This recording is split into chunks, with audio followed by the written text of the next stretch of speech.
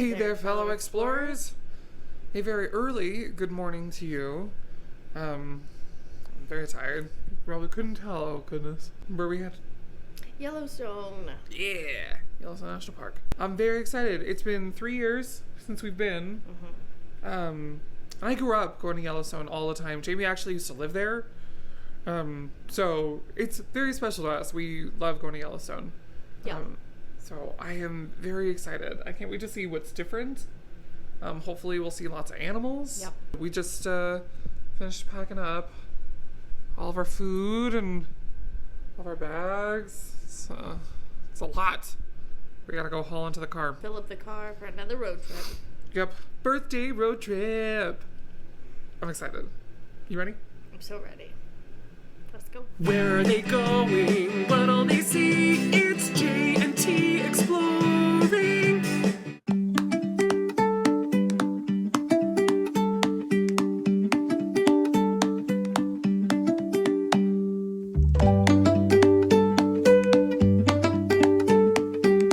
We're driving and we just passed Yellowstone Bear World.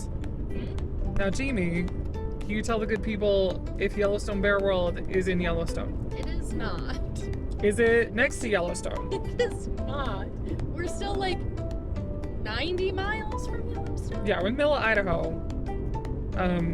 So in case you guys are planning a trip to Yellowstone National Park and you see things for Yellowstone Bear World, it's like a drive-through, like wildlife spotting park. Not a fan of the idea of it, but if you're planning a trip and you see that it's there and you're like, oh, we'll just stop by there, like it's not close at all No. to the park. Yeah.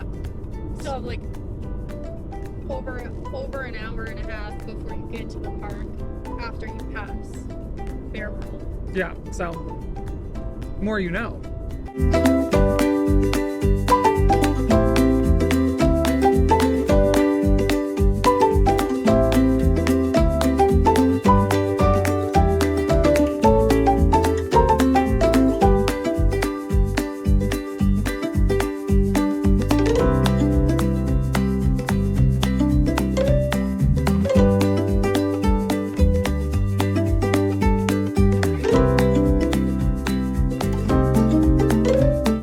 Made it to the west gate of Yellowstone. Now, for those of you who don't know, this is the most popular entrance to Yellowstone, so you will usually hit some traffic coming in. It's not a big deal. The rangers go through everybody pretty quick. We made it into the park. Yay! I'm already on high animal alert. Yes. It's gonna be good. There's a bunch of cars stopped, so now we play, is it a stop sign or are there animals? What's your guess? I said stop sign, but I think you're right. I think we're too far from the junction. So I think maybe it's gotta there's be animals. All right, the answer was animals. Do you see the elk over there? There's a ranger saying, "Get back on the road." Wildlife safety. Oh, look at them.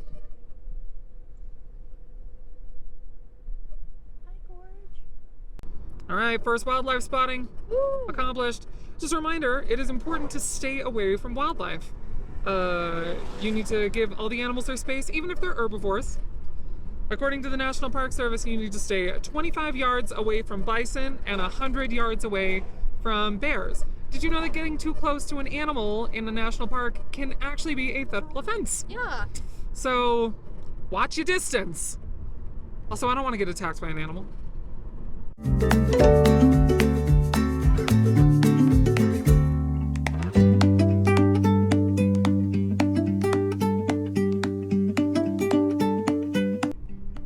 Here we are at Madison Junction. Now for us, when we're beginning the park, we always turn right. It can be a bit more crowded that way because that's towards like Old Faithful and Grand Prismatic, but it just seems to be the most direct route, especially because we usually stay at Lake Lodge. Okay, we just turned off on our first scenic drive. This is the Firehole Drive. I mean, look at it. Ugh.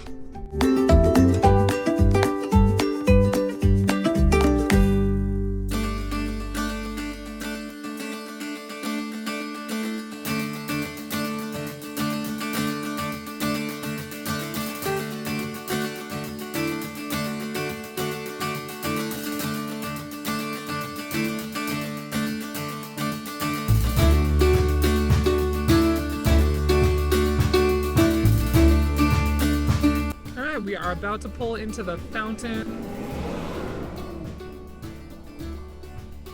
We're about to pull into the fountain paint pot section. This is like one of the first major geothermal like walks in the park when you go right down the lower loop.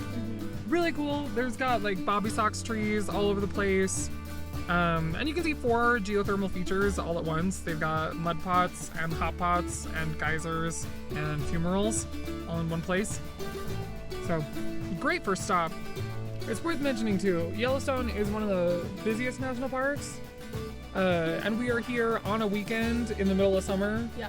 So like, there's gonna be traffic and you're gonna have to wait to get into some of the walks. But like, just bring your patience along.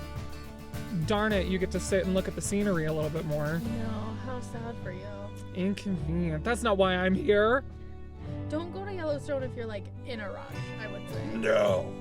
Yeah. It's not a good place to get anywhere fast. No. Plus, like, on your way to anywhere, even if there's not traffic, you could get stuck by a herd of, like, bison and not move for an hour. So, like, don't be in a rush.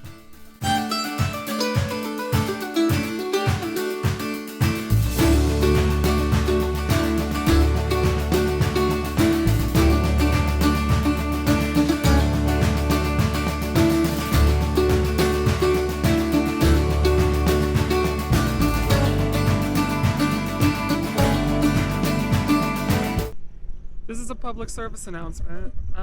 So you will Don't wear a hat. Yeah, unless it cinches. You can Yeah. wear a hat if it cinches under you, but we've been 3 seconds into our first walk and seen 4 hats, 5 hats, already blown off into the geological features. It's very, very windy in Yellowstone. Everywhere. The whole park is very windy. Yeah. So don't wear your baseball cap. No. Alright, this is the namesake. This is the fountain paint pots. These mud pots. I love a mud pot. That's his favorite. Yeah, look how funny they are. Here's a fumarole. So a fumarole is essentially a steam vent.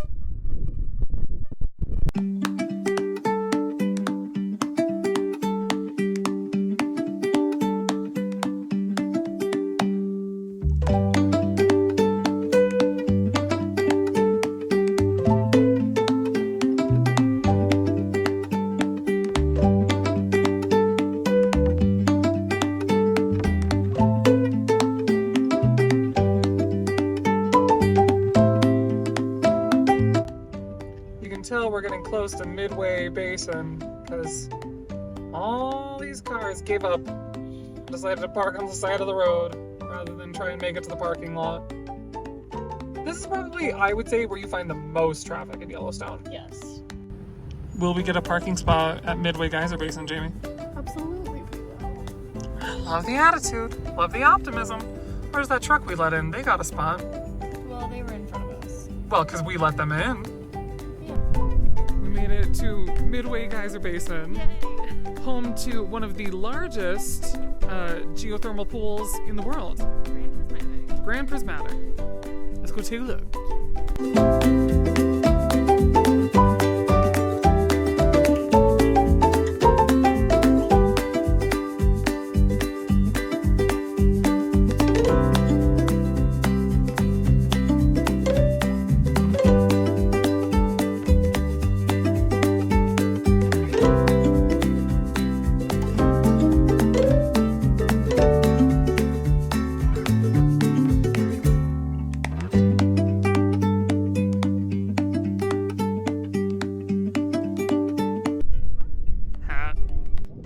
This is your sign to not wear hats.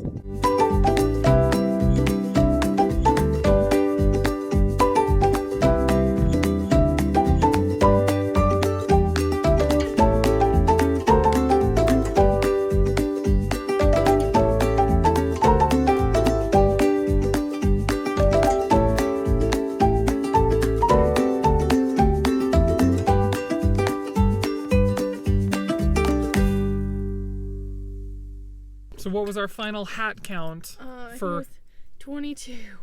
22 hats people lost at Midway Geyser Basin? Don't wear a hat Mm. unless it cinches real tight under your chin. Do not wear a hat. Yeah. If you're enjoying this video, please give us a thumbs up and a subscribe. Alright, it is lunchtime at the Fairy Falls Pullout. What we got? We got diddly sandwich and we got potato salad. Potato salad. Yeah. We are firm believers that if you're going to a national park, you should bring food with you. You're gonna save money. It's gonna be easier because you can pull off wherever you want to eat. And that's nice. Sometimes you just want to like pull off and watch the sunset while you're eating. Or, you know, not the sun, it's lunchtime, but you get the picture. Now we are embarking on the Fairy Falls Trail. Yep. So we can see the prismatic overlook. It's not actually labeled from the road as the Grand Prismatic Overlook, so you just kind of have to know. Yeah. So now you know. You're welcome.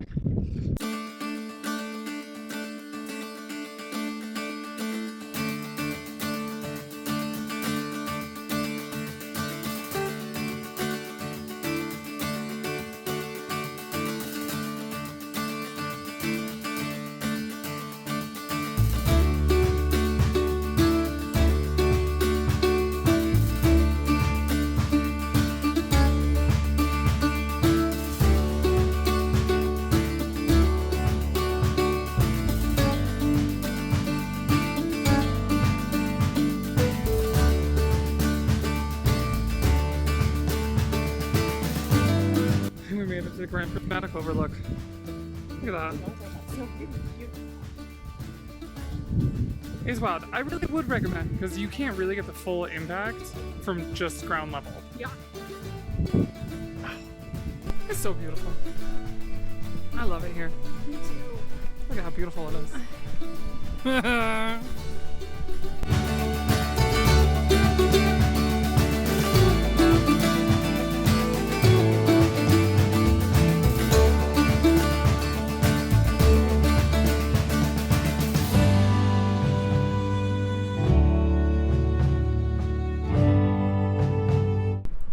We're now at Biscuit Basin, which is one of Jamie's favorites. Yeah. I don't think you knew that until I just said it. Yeah, but now I know. We got distracted by wildlife. We saw the bluest bird I've ever seen in my life. Yeah.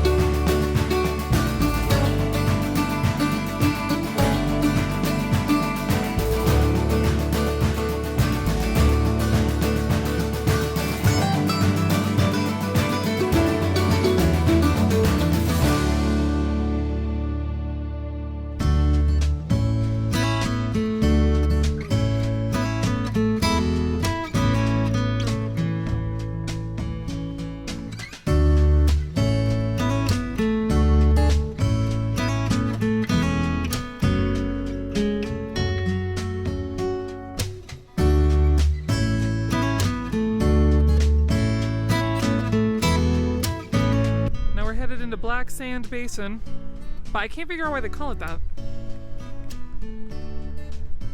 It's a mystery.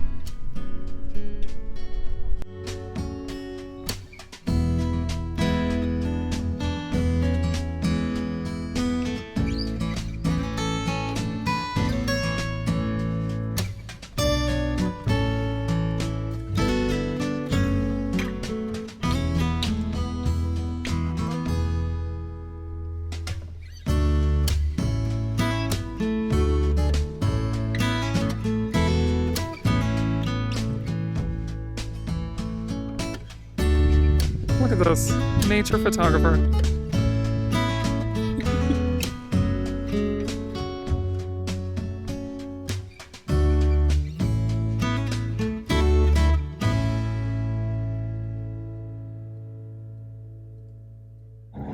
So once you leave Black Sand, you drive for a solid 4 seconds, and then you are at Old Faithful. Woo!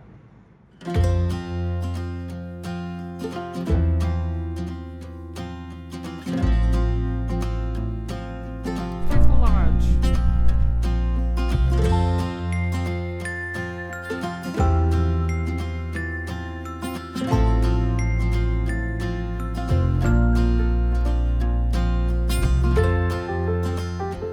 Alright, so we made it to Old Faithful, and it had just finished erupting. Yep. So we walked around the gift shop. We have about an hour until it goes off now.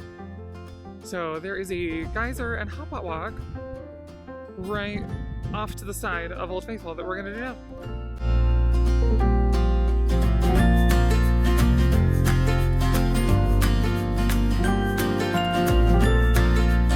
Did you see his face? Yeah. We just saw a yellow belly marmot. Yeah, he was on a rock over there. Also, side note, don't go off of the path in Yellowstone. Oh my god. It's super dangerous and it's illegal, but mostly it's super dangerous. There's like literally holes in the ground with geothermal features everywhere. But it's fine. No!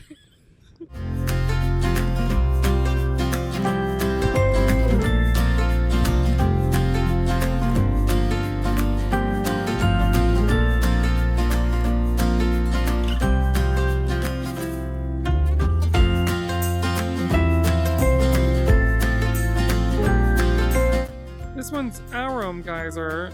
Now, it says it erupts pretty frequently every 2.5 to 5 hours at 20 feet high, but the boardwalk's right here, which seems not great.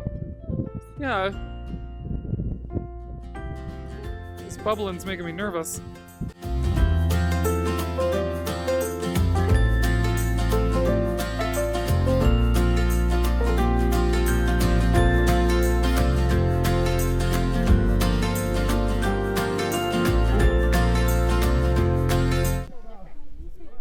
We've got our spot for Old Faithful. Let's see how faithful she is. It's supposed to be in like 20 minutes.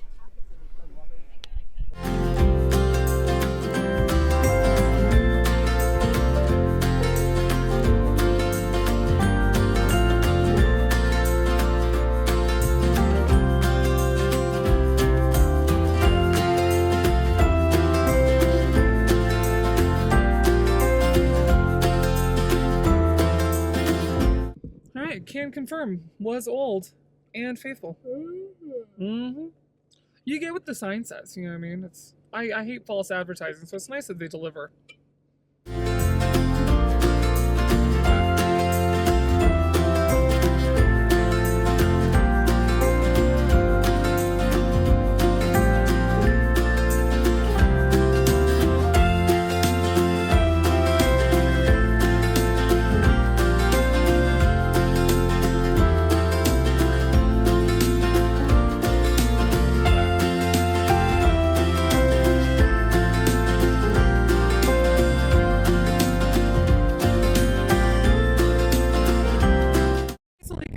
Because it straddles the continental divide. You can see the other half over there.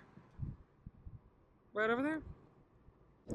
So what that means is because it straddles the continental divide, half of that lake drains into the Pacific Ocean, and half of that lake drains into the Atlantic Ocean. How crazy is that? Now, this sign is a little misleading because it says Shoshone Lake, but yeah, it's referring to that. Way over there.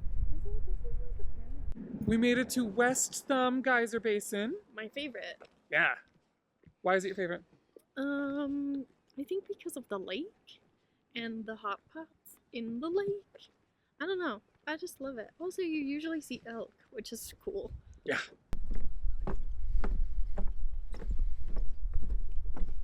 There's Yellowstone Lake. Ugh.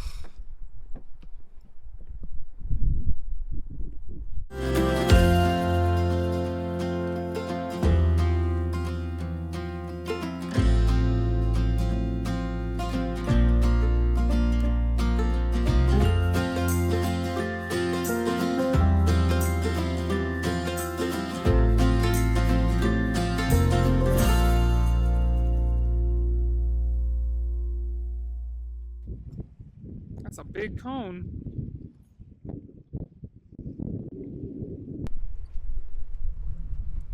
You can sort of see fishing cone out there. Can you tell the people why it's called fishing cone? So the story is that people used to fish in Yellowstone Lake, and then after they caught the fish, they would put it in fishing cone to cook it. They could just eat it. I wonder if that's true. I don't know. Doesn't seem safe, I don't but know. Who doesn't love poached fish, though? sure. Very fresh. Yeah.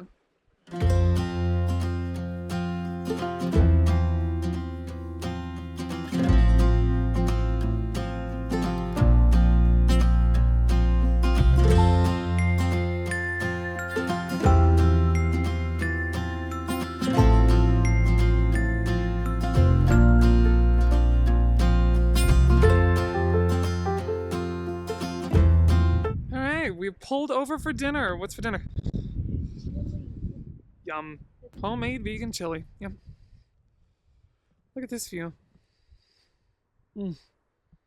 Something that we really like, the way that we're able to have hot food like this, is in the car we have a car stove. So it's called the Road Pro car stove. It is incredible. It's like a little lunchbox that's like an oven. So just a while before we want to eat, oh, a chipmunk. He's on this log right here. Oh, he just went up. A while before we want to eat, we just plug it into the car and we pre-make all of our food and put them in like disposable loaf pans. And then it just heats up the food while we're driving around Yellowstone anyway. Now we have hot chili. This is not a bad view to eat dinner by. Here's a fun fact.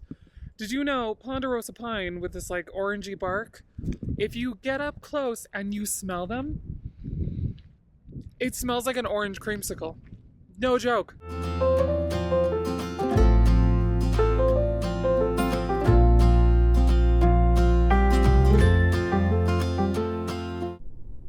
There is the historic Lake Hotel. Super fancy. And now we made it to the Lake Lodge. And this is where we are staying. Look at that.